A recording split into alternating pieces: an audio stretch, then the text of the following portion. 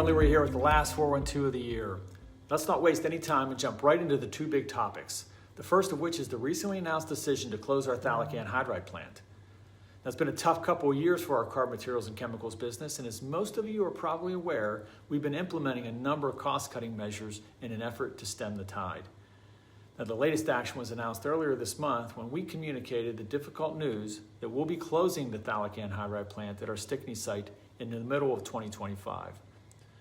These decisions are always tough to make, but with significant investment needed over the next several years, we couldn't see a path where we could recoup that investment just given the limited profitability of the plant. And when the plant was constructed over 50 years ago, it was done so as a means to upgrade the naphthalene that we produced as part of our coal tar distillation process.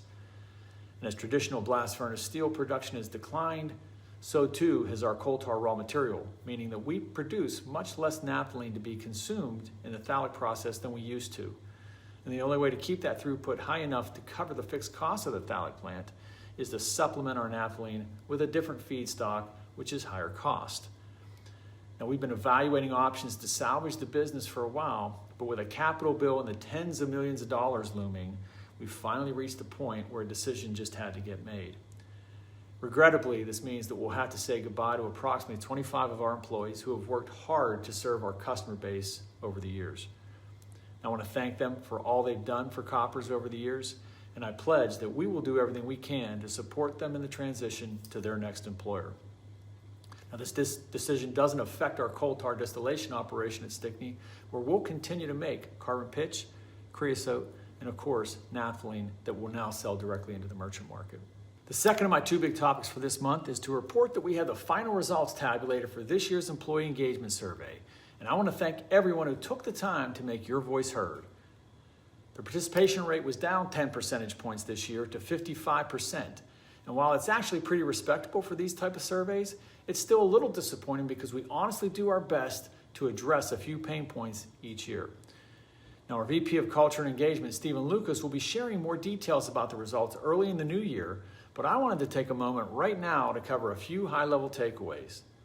So to start, our overall engagement moved up by a point this year, which is great news, especially considering that last year's overall engagement score was an all-time high. So yes, that's right. This year's overall engagement score of 80 represents a new company best. Thank you and congratulations.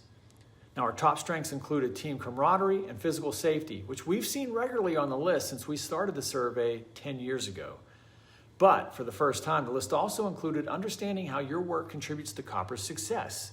And I'm extremely happy to know that you recognize the individual value that you bring every day to helping our company succeed. Now, top opportunities included action taking, communication flow, and total reward satisfaction. And both Stephen and I will be reading your comments carefully to better understand how we can work to improve in these areas over the coming year. And I'm already through half of them and hope to address some of them in future 412 videos. Once again, please know that your participation matters as we truly do use this survey to assess where we're doing well and where we can improve, but it's a lot harder to do without your feedback.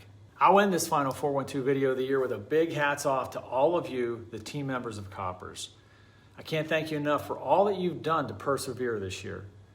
Despite some challenging circumstances in each of our businesses, your willingness to fight through those challenges and take chances will enable our organization to finish out 2024 at new all-time highs. I'll speak more about our year, plus the many accomplishments we've achieved in my annual year-end message, which is coming up real soon. For now, I want to thank all of you who've tuned in month after month to stay informed about key initiatives and learn more about the interesting things our colleagues are doing across the globe. I'll be back with more in 2025, but until then, I hope you have a happy, healthy, and safe holiday season.